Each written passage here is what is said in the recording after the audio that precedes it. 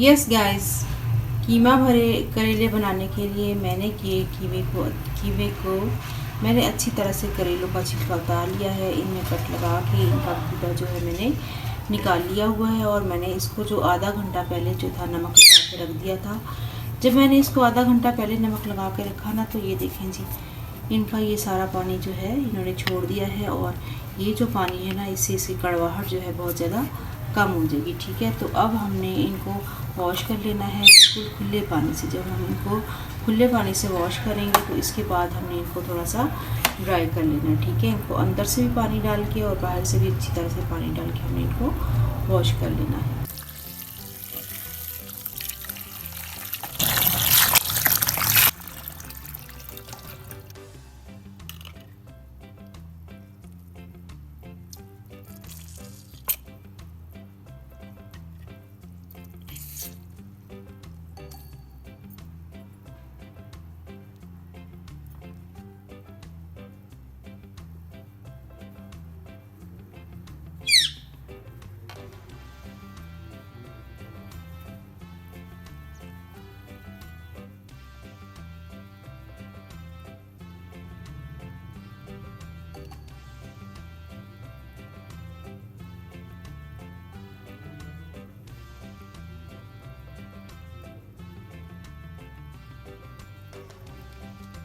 Yes guys, करेलों में जो हमने मसाला भरना है यानी कीमा मसाला भरना है, उसके लिए जो है मैंने चने की दाल और कीमा जो है वो बॉईल होने के लिए आधा ग्लास पानी डाल के रख दिया है। और वो साथ साथ बॉईल हो रहा है। और उसके साथ साथ मैंने जो है एक दरमियाने साइज़ का टमाटर लिया है, इसको मैंने कट कर लिया है। और एक मैंने दरमियाने साइज़ का प्याज लिया है, इसको भी मैंने चॉप कर लिया है। और इसके अंदर जो मसाले जाएंगे वो मैं आपको बता दूँ। उसमें नमक 1 चम्मच सूख मिर्च, सूखा धनिया 1 चम्मच, थोड़ा सा गरम मसाला, आधा चम्मच हल्दी, सब्ज़ मिर्च और 1 चम्मच जो है मैंने क्रश कर लिया है इस लहसुन को। ठीक है, तो ये सारे मसाले जो है हमने जो कीमे में हमने मसाला भरना है यानी कीमा मसाला, उसमें ये सारे वाले मसाले जाएंगे। इस मसाले को बनाने के लिए हमने इसमें घी बिल्कुल ज़्यादा नहीं डालना, सिर्फ हमने थोड़ा सा यानी 2 चम्मच हमने इसमें घी डालना है। इसके बाद हमने जो है इसके अंदर लहसुन को हमने ब्राउन कर लेना है। आप इसमें लहसुन ऐड करें और इसको आप ब्राउन कर लें।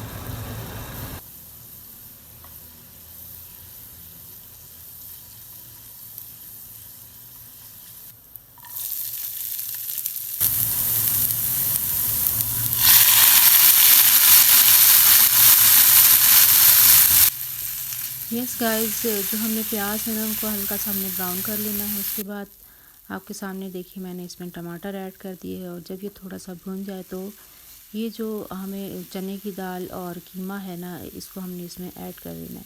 मैंने पहले भी आपको बताया कि कीमा और चने की दाल को मैंने पहले से बॉईल कर लिया। और अब वो तकरीबन चने की दाल जो है तकरीबन गल चुकी है। बस थोड़ी सी वो है, थोड़ी सी सख्त है। इसको बिल्कुल भी आपने बहुत नरम वाला नहीं गलाना है। और उसके बाद आप इसमें मसाले ऐड कर दें और इसकी भुनाई कर लें अच्छी तरह। यानी कि इसमें जो थोड़ा बहुत भी पानी है, आप इसकी इतनी भुनाई करें कि वो पानी बिल्कुल इसमें ड्राई हो जाए। अब ये देखें जी, इसकी अच्छी तरह से भुनाई हो चुकी है और बिल्कुल भी ना इसमें ऑयल नज़र आ रहा है और ना पानी।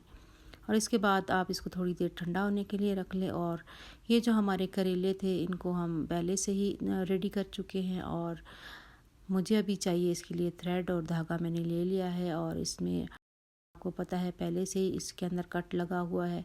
और इसके अंदर जो है हमने ये फिलिंग जो है यानी कि जो मसाला हमने रेडी किया है, कीमा है, चने की दाल है और इसके अंदर जो है प्याज, टमाटर और सब कुछ डाल के हमने ये जो मसाला रेडी किया था, हमने इन करेलों के अंदर भर लेना है। और इतना फिल करना है कि ये आसानी से बंद हो जाए। और इसके बाद जो थ्रेड है ना, हमने थ्रेड के जो है इसके ऊपर लपेट देना है और उसको अच्छी तरह से इसको ज्वाइन करके करेले को दोबारा से हमने इसके ऊपर हमने थ्रेड को लपेट देना है अच्छे तरीके से, ताकि जब हम इसको फ्राई करें तो ये जो है करेले बिल्कुल भी ना खुलें और करेले जो है अच्छे तरीके से अंदर और बाहर से ब्राउन हो जाए। और इसी तरह आपने तमाम करेलों को जो है पहले से रेडी करके रख लेना है।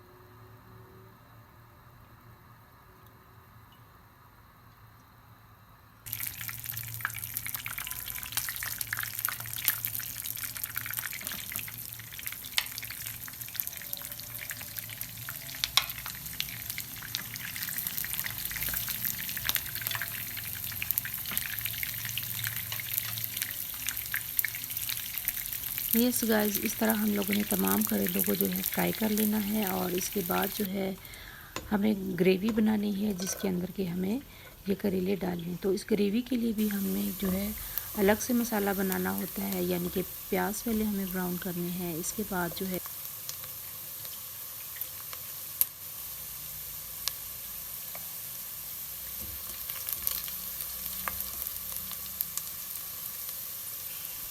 जी, ये देखिए हमारे जो प्याज है हल्के से ब्राउन हो गए। इसके बाद मैंने इसमें ऐड किए हैं टमाटर, और जब टमाटर थोड़े से ब्राउन हो जाएंगे तो मैंने इसमें सारे मसाले डाल दिए जो मैंने आपको पहले बताए थे। और हमने इसके बाद इसकी अच्छी सी भुनाई करनी है। थोड़ा सा पानी डाल के हमने मज़ीद इसकी भुनाई करनी है ताकि हमारे प्याज और मसाला थोड़ा सा गल जाए। और ये देखें साथ ही साथ हमारे करेले जो हैं वो फ्राई हो रहे हैं और एक साइड जो है इनकी ब्राउन हो चुकी है। और इसी तरह हमने इनकी साइड्स बदल बदल के इनको फुल यानी कि हर साइड से ब्राउन कर देना है। जितने अच्छे ये ब्राउन होंगे इतनी ही कड़वाहट जो है इनमें कम होगी, और अगर कच्चे रह गए तो फिर यकीनन ये कड़वे होंगे। ठीक है जी, मसाला ये देखिए जी हमारा तकरीबन रेडी हो चुका है। और इसको हम आहिस्ता आहिस्ता इसकी और भुनाई करेंगे ताकि ये अच्छे से घी जो है छोड़ दे। और इसके बाद हमने जो है इसमें दही ऐड कर देना है। और दही ऐड करने का ये फ़ायदा है कि हमारे करेले जो है बिल्कुल भी कड़वे नहीं रहेंगे और बहुत ही ज़्यादा मज़े के यम्मी बनेंगे। और अक्सर बच्चे जो हैं करेले नहीं खाते, लेकिन वो भी ये जो है शौक़ से खाएंगे। और ये जो मसाला मैंने इसमें डाला है ये वही मसाला है जो करेलों में से थोड़ा सा बच गया था और जिसकी भराई हमने करेलों के अंदर की थी। ठीक है, तो वो मसाला भी थोड़ा सा बचा है वो भी हमने ऐड कर देना है। और हमने इसको फिर और इसकी भुनाई करनी है। और इसके बाद जो है इसके अंदर हमने सारे करेले ऐड कर देने हैं जो कि हमने फ्राई कर दिए हैं, जो कि हमने ब्राउन कर दिए हैं फ्राई करके। और तकरीबन वो हाफ़ टन हो चुके हैं। और बाकी जो हम इसमें जब डालेंगे तो बिल्कुल हल्की आंच में दम के अंदर हमने तकरीबन आधा घंटा इनको रहने देना है ताकि करेलों का जायका जो है ग्रेवी में चला जाए और ग्रेवी का जायका जो करेलों के अंदर आ जाए। यस गाइस, इस रेसिपी को बनाते हुए मैंने बहुत ज़्यादा इंजॉय किया है और आपने भी यकीनन इसको वॉच करते हुए इंजॉय किया होगा। तो मेरी मज़ीद अच्छी रेसिपीज़ देखने के लिए आप मेरी जो वीडियोस हैं उनको फुल वॉच किया करें। और एक और बात भी और एक रिक्वेस्ट है कि मेरी वीडियो जो है स्टार्टिंग से लेके एंड तक देखें, ताकि अगर आप ये रेसिपी सीखना चाहते हैं तो आपसे कोई भी पॉइंट मिस ना हो और आप अच्छे तरीके से सीख सकें कि हमने ये जो रेसिपी है, ये खाना है, इसको हमने किस तरह बनाया है, किस तरह से कुक किया है। आई होप कि आपको मेरी आज की वीडियो पसंद आई होगी। अगर आपको मेरी वीडियो पसंद आई है तो इसको लाइक करें, शेयर करें, सब्सक्राइब करें और कमेंट्स में अपनी राय का इज़हार ज़रूर कीजिएगा। मिलते हैं नेक्स्ट वीडियो में। टेक केयर, अल्लाह हाफिज़। अपनी दुआ में याद रखिएगा।